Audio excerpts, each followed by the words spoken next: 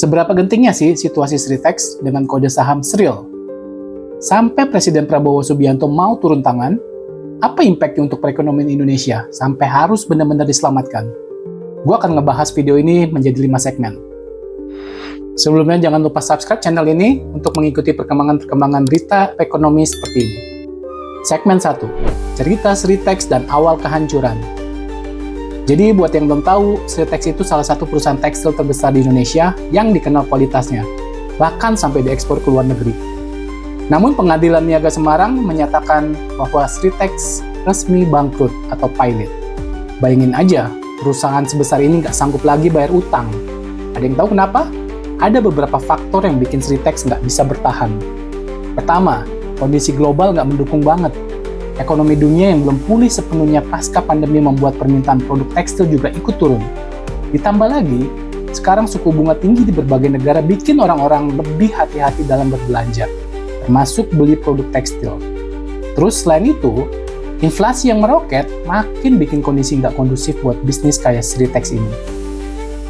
Segmen 2, masalah impor dan persaingan pasar. Nah, faktor besar lainnya adalah persaingan ketat dari produk impor. Ini masalah yang mungkin sudah banyak dari kalian tahu. Dari tahun 2021 hingga 2023, produk tekstil impor, khususnya dari Tiongkok, banjir banget di Indonesia. Bukan cuma itu, harga pokok mereka kadang nggak masuk akal murahnya. Sampai lebih murah dari biaya produksi bahan baku kita sendiri. Akhirnya, banyak konsumen lokal yang beralih ke produk impor dan penjualan Sritex pun terus menurun. Masalahnya, ada juga regulasi baru dari Kementerian Perdagangan, yaitu Permendak Nomor 8 Tahun 2024, yang dinilai banyak pihak malah makin memperkuat masuknya produk impor. Jadi produk lokal makin sulit bersaing. Bukan cuma Sritex aja, tapi banyak pabrik tekstil kecil mulai goyah. Gimana menurut kalian? Apakah seharusnya pemerintah lebih protektif terhadap produk lokal, atau tetap membuka pasar buat impor? Share opini kalian di kolom komentar ya. Segmen 3, PHK dan dampak sosial. Kalian tahu nggak efek dari bangkrutnya Sritex ini nggak cuma berpengaruh ke perusahaan itu sendiri, tapi dampaknya luar biasa luas. Bayangin aja, Sritex punya 50.000 karyawan yang sekarang terancam kehilangan pekerjaan. Gimana nasib mereka? Dan dampak ekonomi untuk daerah Sukoharjo, Jawa Tengah yang sangat bergantung pada Sritex, jelas akan kena imbasnya. Menurut data dari BPS, Sritex sendiri menyumbang 10% dari produk domestik regional bruto atau PDRB Sukoharjo. Jadi kalau pabrik ini beneran berhenti total, ekonomi di daerah tersebut bakal terpuruk. Belum lagi pengangguran yang meningkat drastis.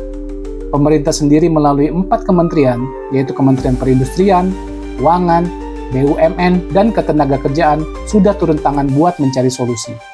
Segmen 4, tindakan pemerintah dan solusi yang diharapkan.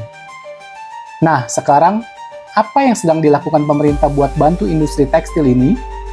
Selain memberikan dana talangan, ada juga usulan untuk memperpanjang aturan bea masuk anti-dumping yang udah habis masa berlakunya. Aturan ini seharusnya bisa menahan produk impor murah yang jadi ancaman buat produk lokal. Beberapa ahli seperti ekonom Peter Abdullah berpendapat kalau langkah pemerintah ini harus lebih fokus ke penyelamatan seluruh industri tekstil.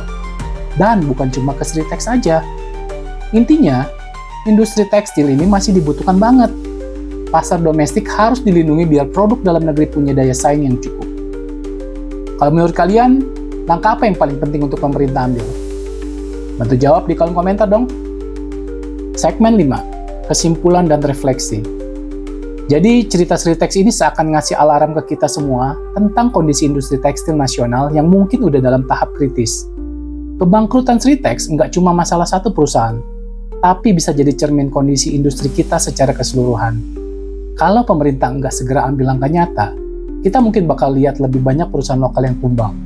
Dan ini nggak cuma akan mempengaruhi ekonomi, tapi juga lapangan pekerjaan untuk jutaan orang di seluruh Indonesia. Thank you buat yang udah nonton sampai akhir.